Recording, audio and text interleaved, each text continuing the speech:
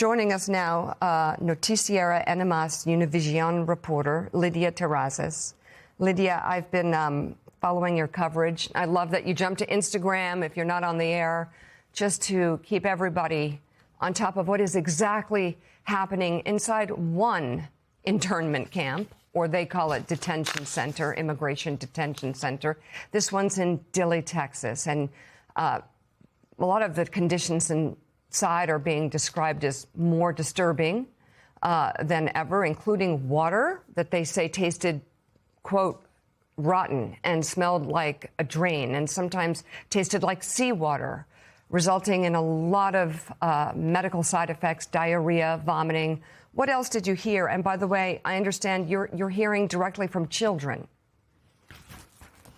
Mika, good morning. Thanks for having me. These statements do come directly from children who have been detained in Dilley. This is a family detention center where there have been upwards of 1,600 people, 1/3 of them being children, detained there in just one day.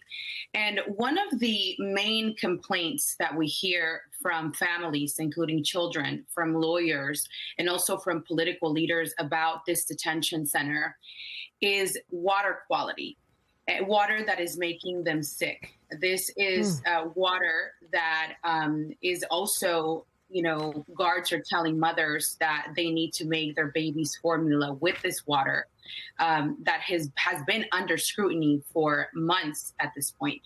We have an investigative piece at NMS Univision that will be airing this Sunday, where we will talk about what we found after looking into water quality in the Dilley Detention Center. But what I can tell you is that there are inconsistencies with how the water at this detention center is being examined. And we have received plenty of misleading information, which is extremely concerning, especially in a detention center, I repeat, where 1/3 of the detainees are children, and water is just such a basic human need.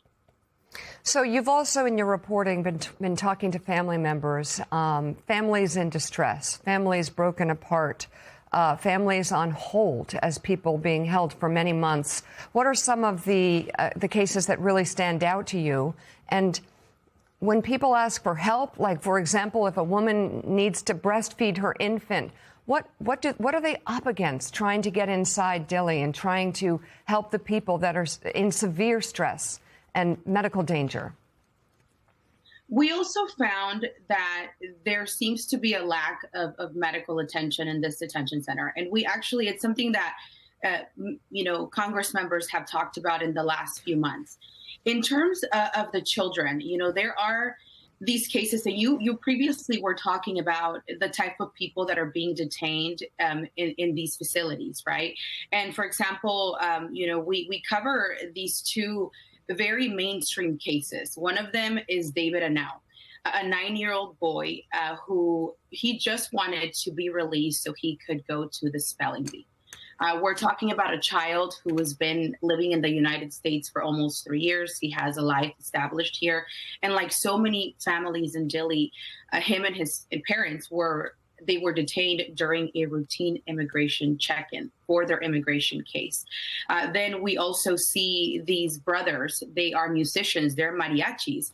And, they have such musical talent that they have been to our nation's capital. And they were also in a routine check-in with their parents, were taken, they were detained, and they were in Dilley, for a few weeks. Now, what we're hearing from moms, and I think this is very concerning because, several mothers tell us that they had been breastfeeding at some point, but with the lack of water, lack of nutrition, eventually they stopped producing breast milk. So they are turning to formula in the facility.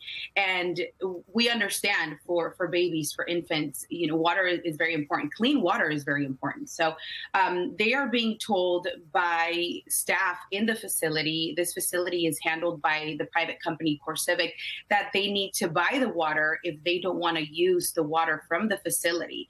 And we do have to remember that these bottles of water, they have they cost about $30 for a 12 pack. And for some families, this is extremely expensive because they already didn't have the resources. And it's, we understand that in this case, CoreCivic, from the detention center in Dilley, they are making about $180 per night per bed. And they have a capacity of 2,400 beds in this facility in Dilley. Jeez, so there's an incentive to fill it with people. And also think about these routine check-ins. Now people who want to stay in this country and make sure they go through their process to do all the right thing, they're going to be in a position where their destiny is deportation or detention in one of these internment camps because they will be too afraid to show up for their routine check-ins. The new reporting is part of a special broadcast airing this Sunday at 7 p.m. Eastern. Noticiero on NMS Univision reporter Lydia Terrazas. Thank you very much for your reporting. Come back soon and tell us more. We appreciate it.